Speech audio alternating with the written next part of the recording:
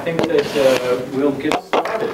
This is a great occasion. I've never done a defense over in Falmouth, but it's a wonderful facility to do this in on a rainy day. A great day really for us, I'd say. This is a wonderful product of a lot of intense theoretical work that Mohammed has done for us at SCARC in pushing the discipline forward in ways that we didn't know we needed to be pushed. Engaging a long, I won't say forgotten tradition of scholarship, but one that's certainly been neglected in a way that I think he's demonstrated in an authoritative way that we ought to take seriously. And this is a special day, kind of a ritual day for us, and I'll pre-congratulate you for coming this far, and we look forward to your talk. The way we'll organize the day is we're going to have Mohammed will talk for 35 minutes, and then we'll have questions. We'll begin with John Dale, and we'll go to Rich, and then I'll bring questions as well, and we can have general discussion. Then we'll continue on. So please, Mohammed, take it away. Well, thank you for being here today and sharing with me this intellectual journey which is going to take us to the 14th century across the Atlantic. But I promise you it's not going to be a one-way ticket. We will not get stuck there. We will be back with some insights to try to better understand what happens with the Arab Spring, with the Hamas-Fatah split, with the Occupy Wall Street movement. In a way, we have a better idea, I hope, with this framework to understand how these bottom-up movements are contesting power, contesting the state, contesting coercive theory. I am very grateful to my committee for their time, their guidance, and also for their belief in the merit of this particular research. I am also grateful to many faculty members who have given me a lot and have shaped my knowledge and given me a voice at ICAR, SCAR, and beyond. I would like to mention a few names: Professor Kevin Avrok, Professor Sarah Koh, Professor Denis Sandori, Professor Daniel Rothbar, Dr. Agnieszka Pedinskaya, Terence Lawrence, and others, and also Professor Sandra Children. I would also mention that the fact that my presentation here is about a Middle Eastern split through the framework of a North African scholar at an academic institution in Virginia speaks volume of the philosophy and the innovation of SCAR is about and what the faculty are trying to achieve and where they are trying to push generations of students of conflict resolution. I would like also to thank one person, my 10-year-old daughter, Iman, who was my editor. She made sure I respect commas, periods, and capital letters at the beginning of the sentence. So I hope I did that and took her advice seriously. Thank you. My topic, as you can tell, is about social split.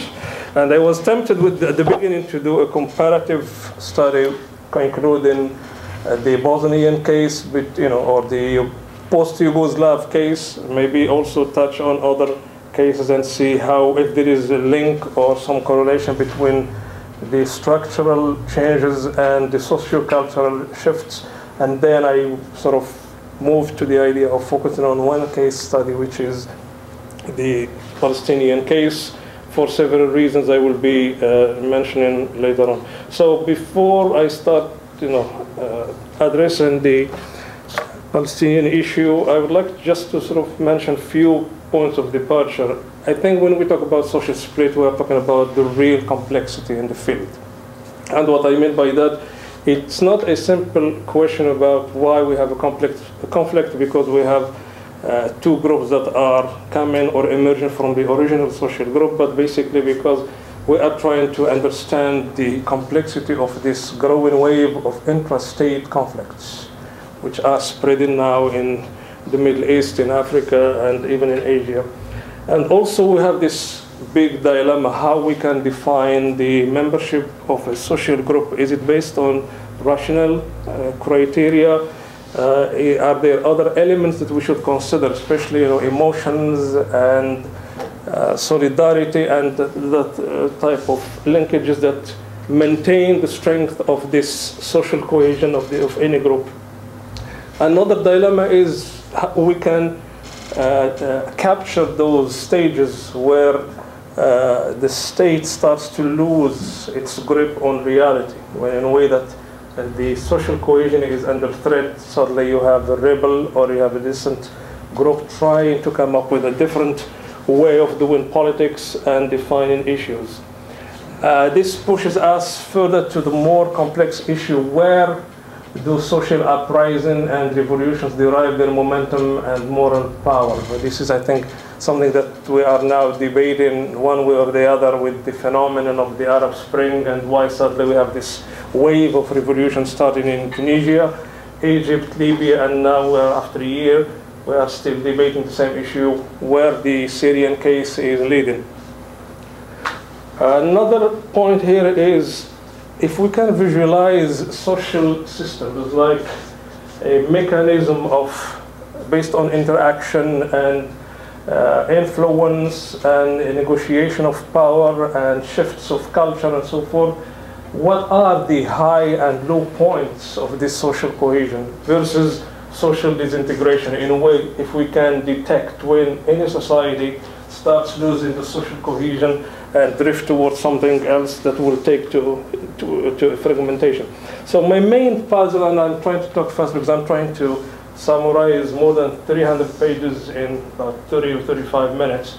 So my main puzzle in this research is just to define the energy that empowers rebellion and generates appealing frames and imposes social change. Basically, I am after the power, the energy, all this flare of appeal of new ideas that the old or the status quo is no longer working, and people are contemplating ideas of new reality and how to go forward to that.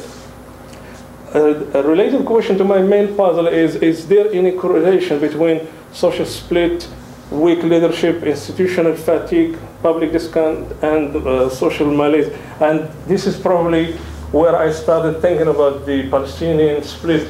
Is it because of this structural deficiencies that started the whole process of having the society fragmented between two polarizing trends? So by trying to tackle my puzzle, I think I am raising several challenges that are now sort of coming to us within the field. What are the real causes of rebellious change? Is it coming from changes in structure, or is it because of the individuals are developing a different culture that is no longer institutionalized, but it's a bottom-up process and through which they are exercising their agency?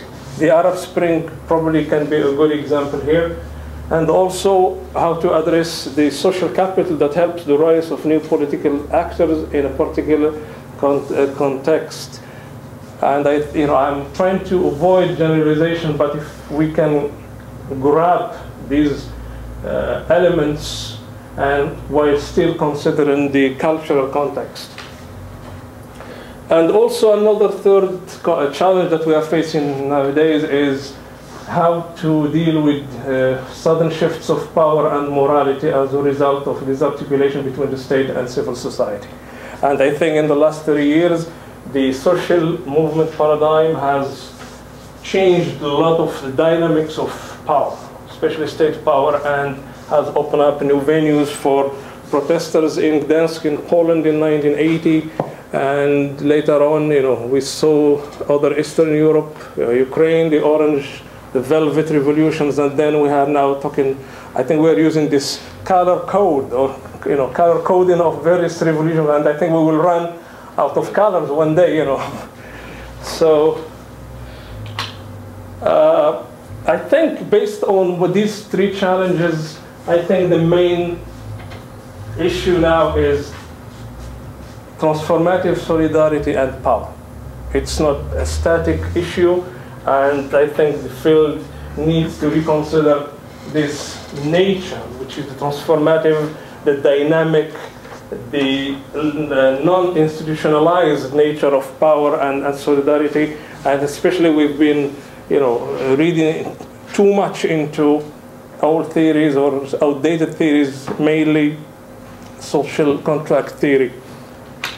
So what should we make of social cohesion? Should we use a different cliche or a different word to capture these shifts in this bottom-up shifts versus the top-down forces of keeping status quo? And I think the commonality between what we are seeing in different parts of the world is the social movements are bringing a lot of changes and imposing new ideas and new frameworks on us to deal with this kind of dynamics. And also the idea of when we consider this changing dynamics of social cohesion, what they do to our social systems over time. And I'm here more sort of making a hint toward the dynamic and the temporal issue of dealing with social phenomenon like this social split in the Middle East. I think my research is also building on what I would consider some limitations of social theory, in a way that the connection between the micro and macro components of change are not addressed in a convinced way. So we have to sort of find better approaches toward granting or sort of helping the social theory with more frameworks of. On the top of this, I think we are still under the dominant structuralism that's affect our understanding of social change, especially in these three dimensions. I think the social movements now are moving from the bottom to the top. So in a way that social change is emerging from the grassroots more than change of regimes or political institutions. And also there is now this growing staticism, if I can use the word static. We are moving from the static to the dynamic. And this, could I just stop just one second? I would like to welcome Professor Children. She was the professor of the first class I took at ICAR, and at that day I just arrived from an overseas trip. I was still jet lagged, so I'm in her class. Reflective praxis. I felt I was bombarded with her concept, I apologize. Double loop, and since then I felt like her reflective practice has been contagious, and I am glad it did. Thank you.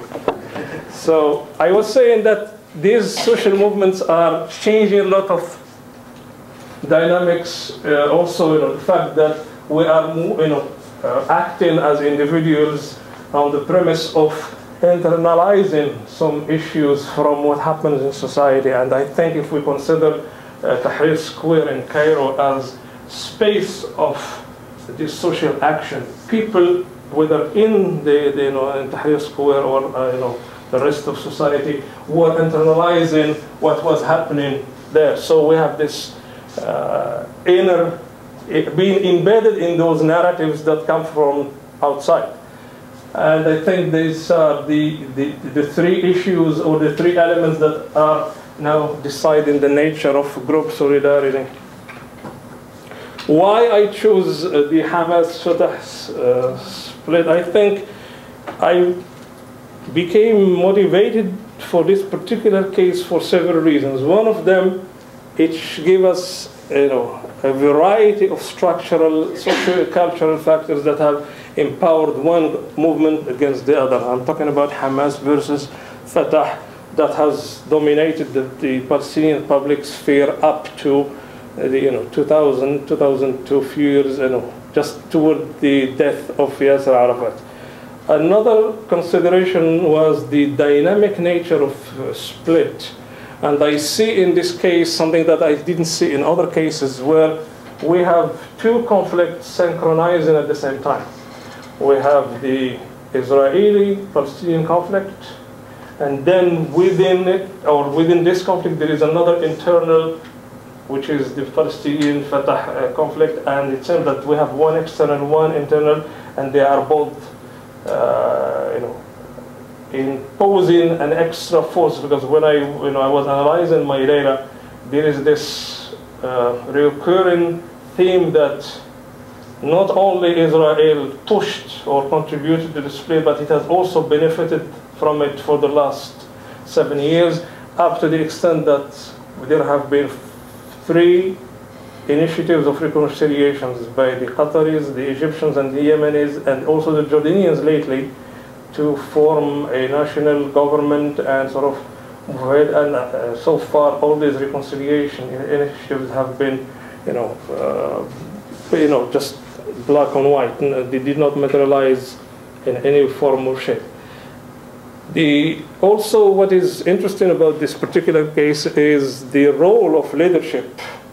And we have to remember, Yasser Arafat was a dominant figure till he signed the Oslo Accord in 1993, and then there is this controversy about his leadership and where the Oslo process would lead the Palestinians.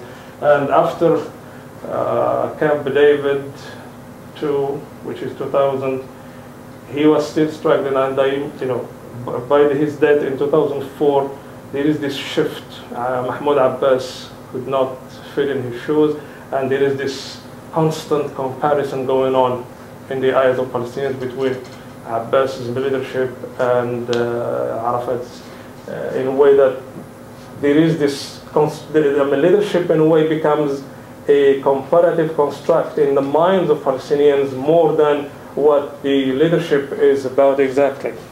Another 4th element, which is, I would say, it's more interesting, which is the case of a growth or a birth of a new identity. Suddenly, Palestinians are no longer perceived as Palestinians. They are categorized as Hamsawi, pro-Hamas, or Fathawi, pro-Hamas. And this happened like under 20 years.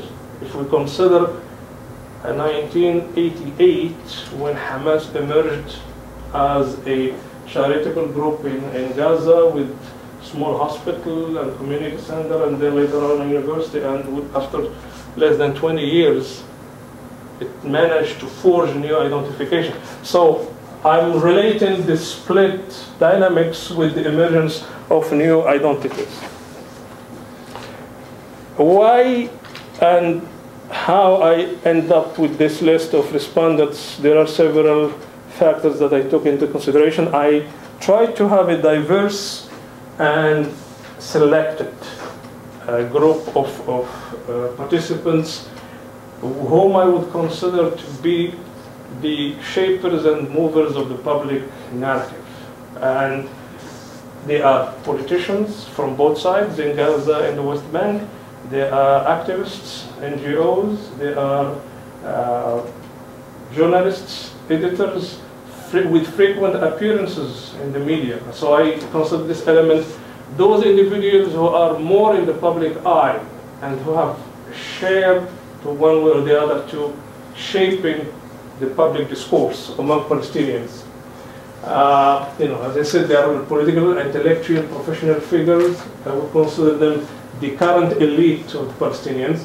And also I focused on how I can have a well-balanced representation. A sample that would include women, men, different generations. Some of them were in their 70s, some of them were in their late 20s, early 30s, especially one of them, he's about 26, and he is the editor of this online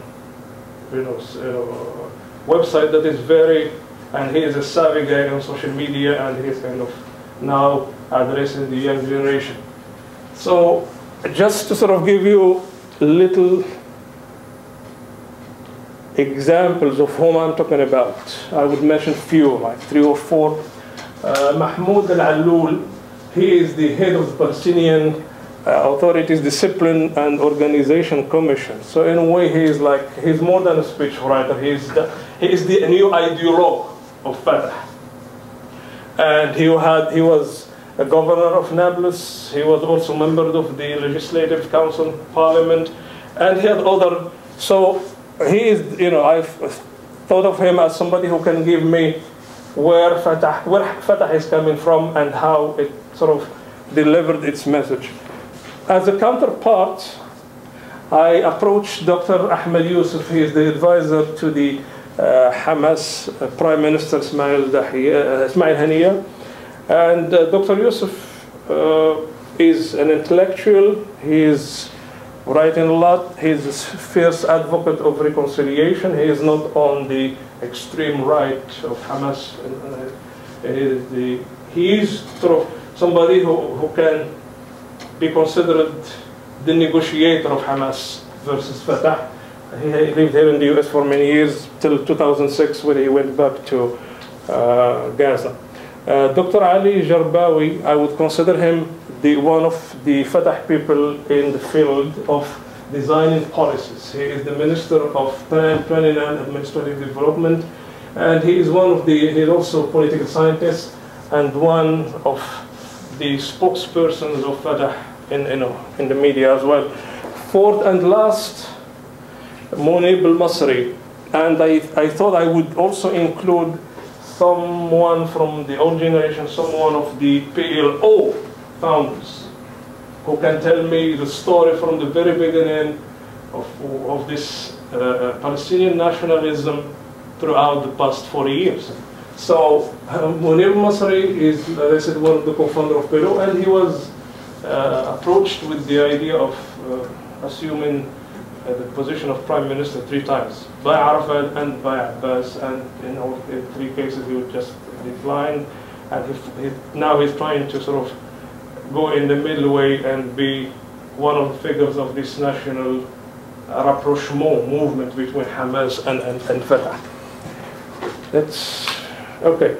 I did my interviews within a 10-month period between June 2010 and April 2011, and fortunately this period was calm. There were no elections, there was no violence, so I thought I would have a time framework where it, to me, would show the normalcy of the Palestinian political life. My focus was basically on how these individuals, on the one hand as Palestinians, and on the other hand as shapers of the public discourse, how they interpret the split, how did it start, why we have this animosity with each other under the umbrella of the Palestinian Brotherhood, and also what they conclude from the nature, causality, and trajectory of split. And this is very interesting. When you talk to them and throughout their narratives, you feel that the way they position their answers sort of can guide you where they are trying to push Palestinian politics, either toward kind of reconciliation or reinforce the controversy of legitimacy between Hamas and Fatah. My average number of questions was between 21 and 25, with frequent invitations to further elaboration, the how and why. Could you tell me a little bit more of this? And I was trying to be very neutral, even with my own kind of, with my voice or my, the way, I didn't want to come as somebody who is either dancing with Hamas against Fatah or the other way. I wanted just, this guy, this Arab American who comes from George Mason University, who is here to do some serious research. So I managed to I could see, from the body language, from the interaction, that I could not be identified. Am I selling or am I advocating one side to the other or against the other? My average, as I said, my average number of questions was between 1 and 25, and I formulate them around 4 particular themes. One, how these Palestinians interpret the current situation between Hamas and Fatah. 2, I try to get as many elaboration from them on the source, on how this conflict emerged, So I'm kind of bringing the context, history of it, and the past dynamics before 2010. And of course, what you would have, 3 different explanations. Some of them would insist that the conflict had existed before 1993, before the Oslo Accord. The majority would consider the Oslo effect or the Oslo process as a point of demarcation between Fatah and Hamas, and another small minority would think the official date of the split was the election of January 25th, 2006, where the electoral victory of Hamas came as a huge surprise, even to some well-known pollsters in the West Bank, Mohammed Cherkaoui and others. Nobody within officials, intellectuals, analysts in the Middle East, or even in the US, predicted where Hamas was heading. And the number, you can tell, Hamas had 76 out of 132 seats in the parliament, just like that, overnight. So the third element was I wanted to encourage them to give me their opinions. What do you think of Mahmoud Abbas? What do you think of Abbas, Haniya, leader of Hamas, Khalid Mish'al, the head of the Politburo of Hamas, and have this kind of comparative approach toward leadership at a turbulent time, which is the death of Arafat in 2004, the legislative elections in 2006, the violence in June 2007, the Battle of Gaza, 6-day bloody confrontation between armed men of Hamas and Fatah, and then the collapse of 2 national unity governments, and then there is this political vacuum that now the debate remains about the legitimacy of Fatah versus the democratic entitlement of Hamas. The last factor was I asked them to tell me how they perceive themselves, Palestinians versus Hamsawi versus Fathawi, and how they reconcile these 3 dimensions of their identity. And I remember one of them said something very interesting. He said, internally, we are Fathawis versus Hamsawis. Outside, we are Palestinians. So you can see this dynamic nature of identification. And here I would like to mention that I am not that excited on using the word identity because to me it's a category. However, I use throughout my research identification, which is a process to maintain this open door toward, shifting identity. So I think I'm sort of arguing for the 2-level analysis, identity as a construct and identification as a process. What I did with this data that I collected, basically I learned from narrative analysis how to code and how to come up with themes, and then as step 1 before I decide my subsections in the empirical chapter. So I developed a list of 20 categories, different titles, and about causes, drivers, outcomes, and trajectories, and sort of just put it there and try to copy some of the answers, and also keep this kind of interaction approach between my questions and their answers.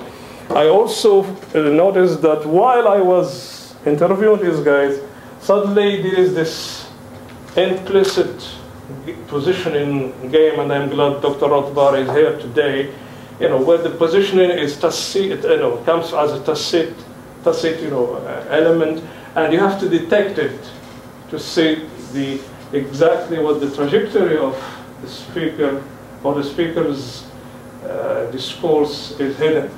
So that's another element I considered. And I went to the Middle East 4 times between 2006 and 2011. I was interested in 2006. I realized that when I interacted with individuals that I discovered that they were not Palestinians. They were either Hamsawi or Fathawi, and they could tell from the language, from the word they were in. So at that time I said, if I decide to do research, this disparity of their language, their identities behind the language, would be a tip of the iceberg of if I go and try to, study the whole society. And also I assumed later on that probably all it happened because the failure of leadership. Arafat, who was kind of a catalyst in keeping the tent together, suddenly died. And so I was, in my hypothesis, I thought that it has to do more with leadership than any other factor. To my surprise, it's not the prime issue. There are 3 other issues that came as prime factors from the narrative of my respondents. One of them, and I think this is the prime factor according to them, the Oslo Accord was a demarcation of the split. 1993, suddenly the Palestinian high road split between 2 exits, and suddenly we have the political approaches: diplomacy of Fatah, resistance of Hamas. And you can tell the past 20 years, the US, the Quartet, the European Union, some of the Arab countries have tried to go beyond, or at least to salvage, the legacy of the Oslo Accord, that so far I think they have been successful. And one of the reasons was Hamas was excluded from the process. Hamas leaders were not invited to Oslo. They did not take part. So if you don't include all the stakeholders of the conflict, then you are not going to be able to come up with an effective resolution. Number 2, the US in particular and Israel have decided to dehumanize Hamas for many years, especially the Bush administration was against, before the elections, the Bush administration were using the democratic rule narrative. Yes, we would like to have a democratic elections in the Palestinian territories, and suddenly the results did not please them, and within 24 hours, the public position of the US administration changed toward Hamas. The second surprise was the Palestinian political system has been in a very deep crisis. And I have few narratives, a few examples that I included in my research, where you see it's not just because of the political controversy over Oslo, but the whole system was not built on institutions. It was mainly something shaped around the charisma of Arafat, and suddenly Arafat is no longer there. There is this political vacuum, and now you have 2 polarizing forces trying to compete for power and leadership. The third and last surprise was, as I mentioned earlier, the fluidity of leadership as a comparative construct. So these narratives brought me back to the bottom-up perception of leaders more than what leaders can do as in terms of good or bad policies. While exploring this split, I opted for, with the encouragement of the committee, to apply a framework that is a 6th century old of Ibn Khaldun. He was a sociologist, or at least an early version of a sociologist. He was born in Tunisia and died in Egypt in 1406, and he wore several hats throughout his life. He was a politician, then he became a prisoner, political prisoner, because of several coups d'etat. So he was siding with one sultan, and then the sultan would be toppled, and somebody else would take over, and then he had to pay the consequences. He was a linguist. He was also a judge. He was chair in a court in Cairo for many, many years. And he had several encounters with major political figures of that time, either in the Middle East, in North Africa, and also in Spain at the time.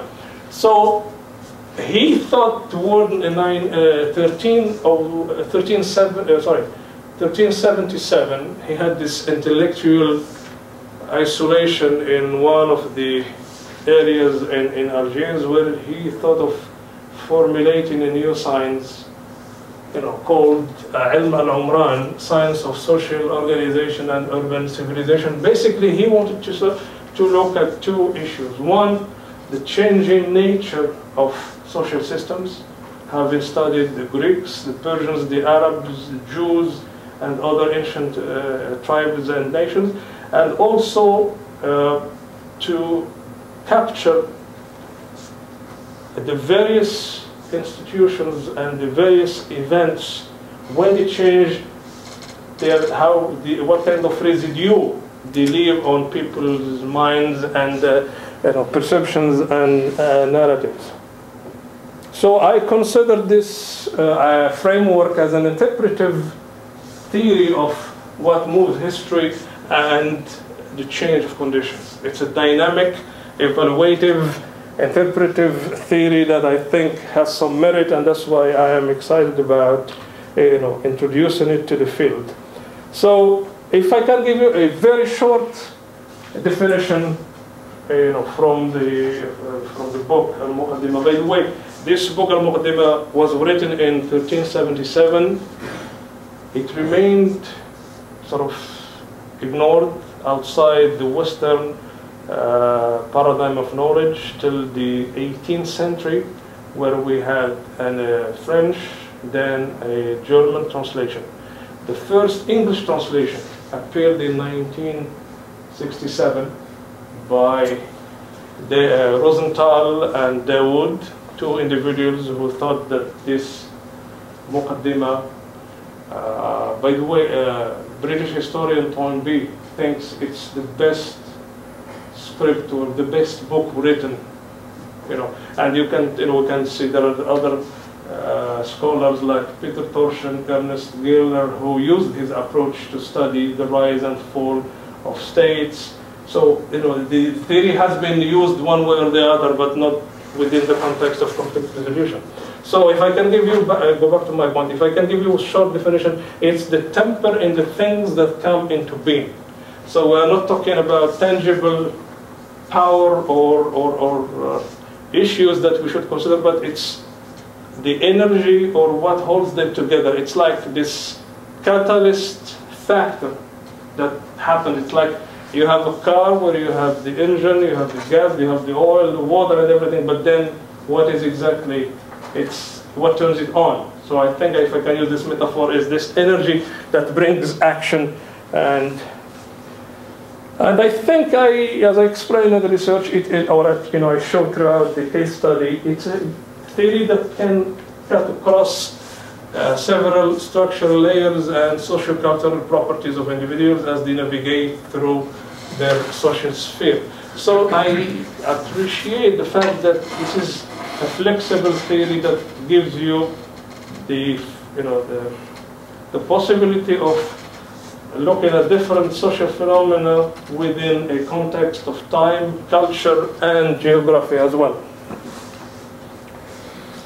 Ibn Khaldun gives a kind of broad definition, and he keeps coming to his Asabiya thing.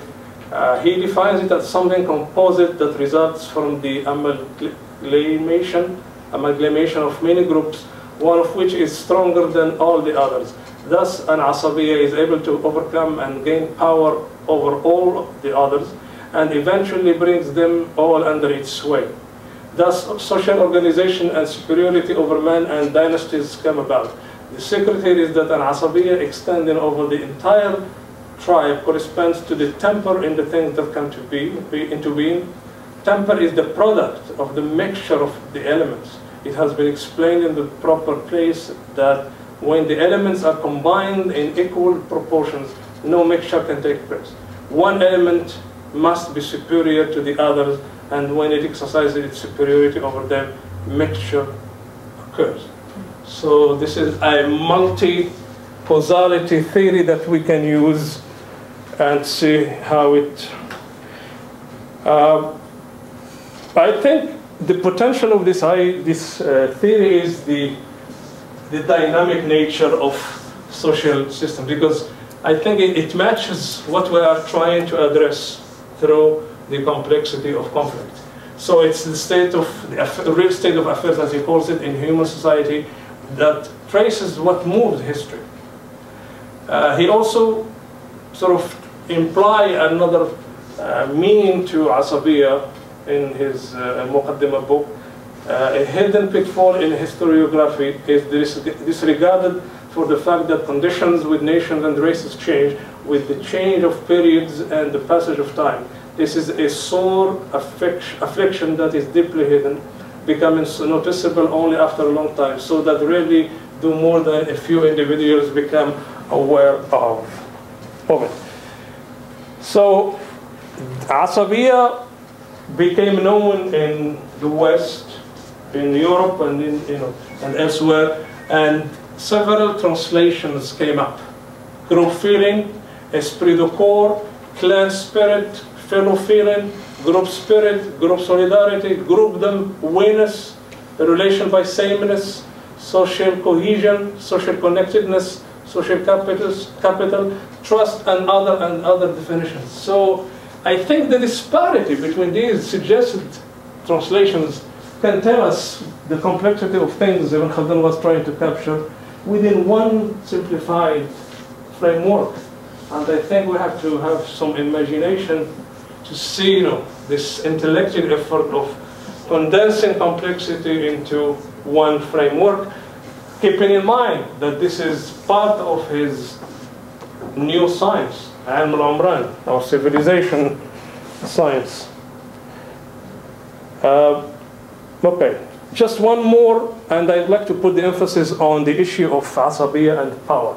I read it as a source of empowerment, in a way that there is this momentum spreading, or feeling of a momentum spreading within the group.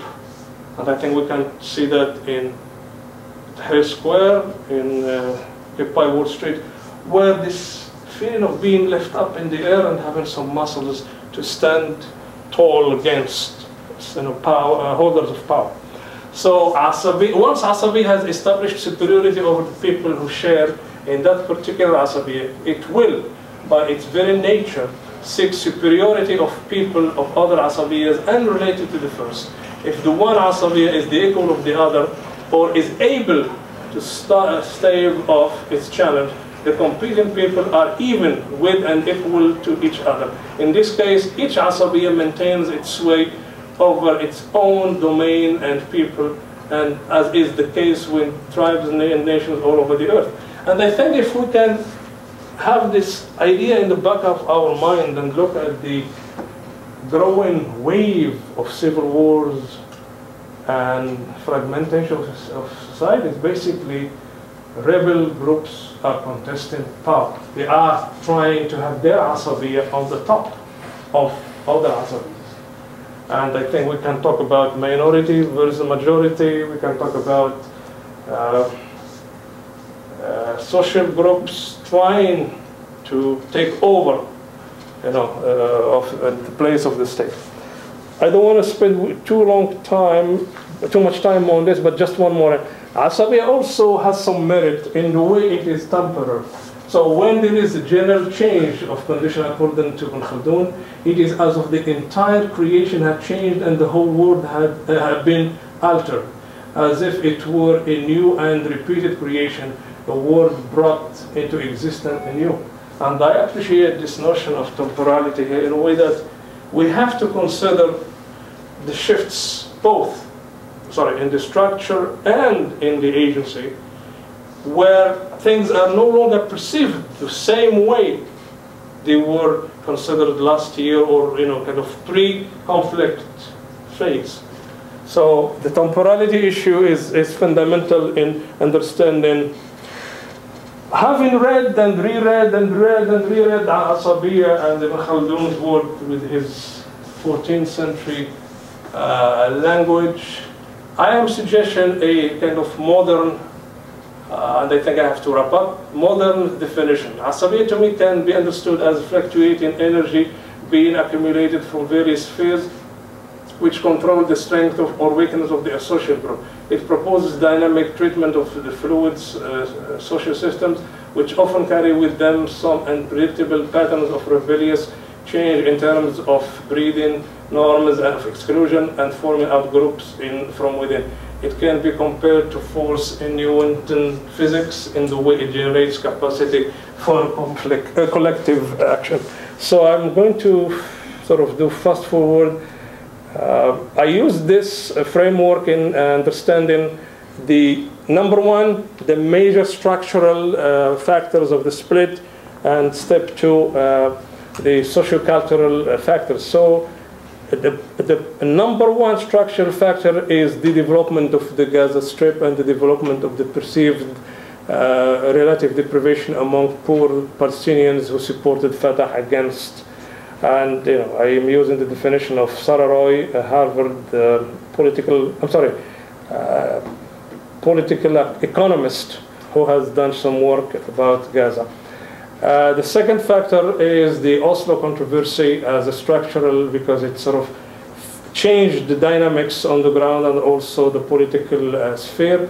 It developed, as I mentioned earlier, two paths: resistance versus diplomacy, two tracks of Palestinian politics, and then also the other factor, which is the transformation and the decline of Fatah versus the popularity of Hamas, and the foreign linkages, the role of the US and Israel in boycotting Hamas, and also even lately I learned from the respondents that even US envoy George Mitchell was telling Abbas, don't go for the negotiation. Don't go for reconciliation.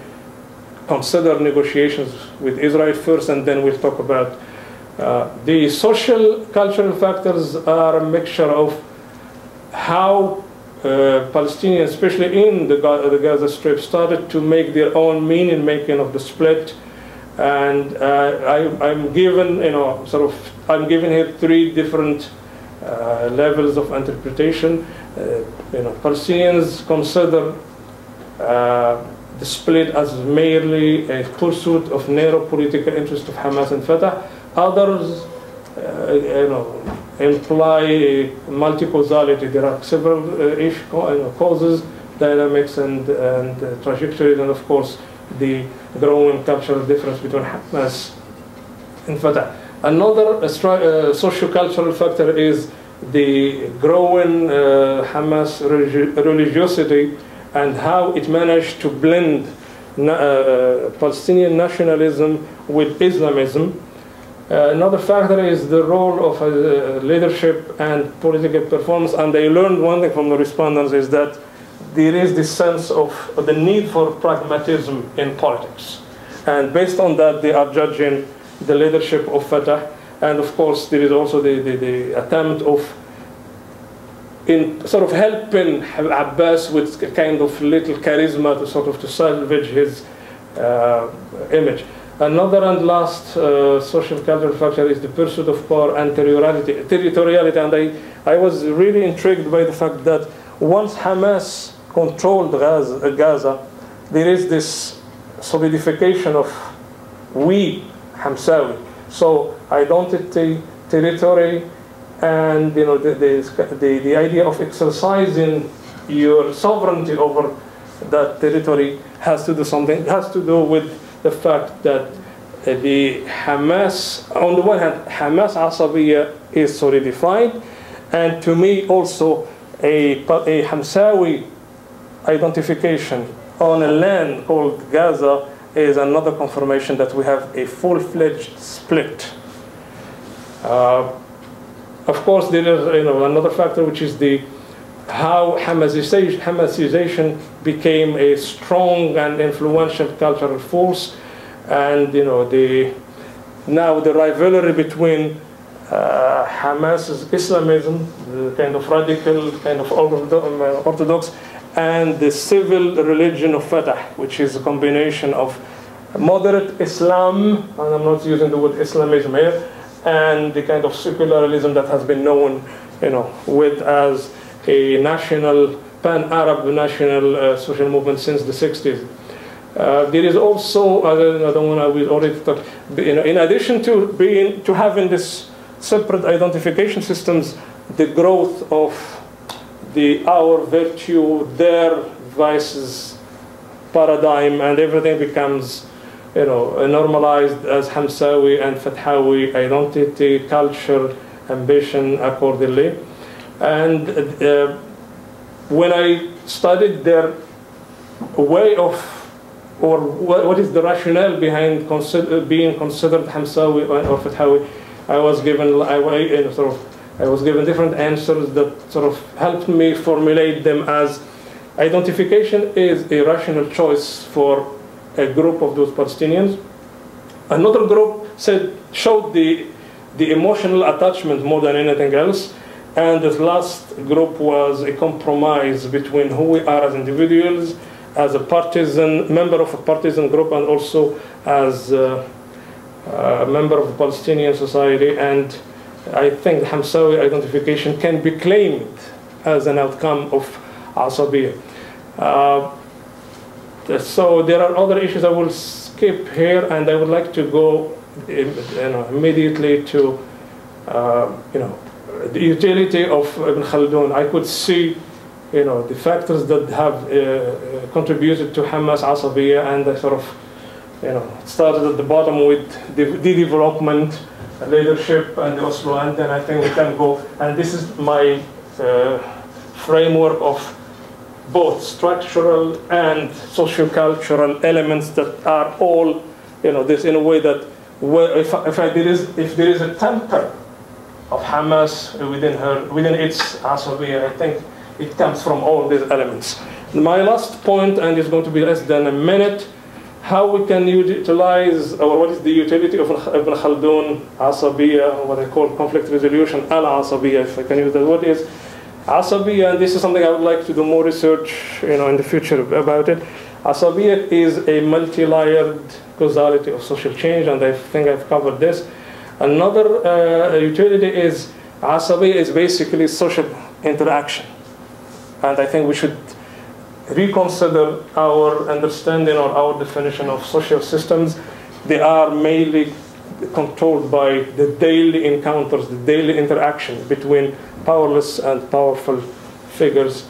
Asabiya is also a point of entry to consider social change between the top-down and the bottom-up forces.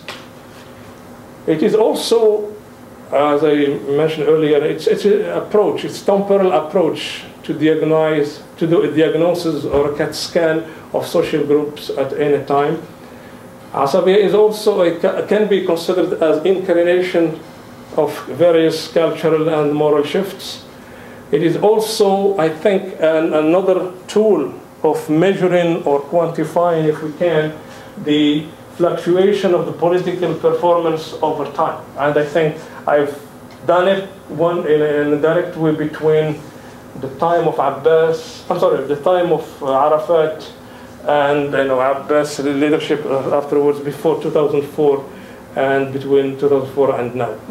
Asabiya can also be a good indicator, or what I call here a birther of new identities. I'm not going drifting toward what Obama had to face with this issue, but I'm just using it as a metaphor.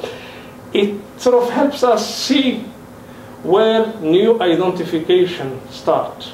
This sort of, when society is pregnant with something that may be different from the original identity, and then it shows us the birth process of this identification till it becomes a solid, finalized identity. And I think by this we can complement social identity theory, because social identity theory focuses mainly on the contrast or the categorization between us and they, but it doesn't look at the bottom where this us and they emerged from.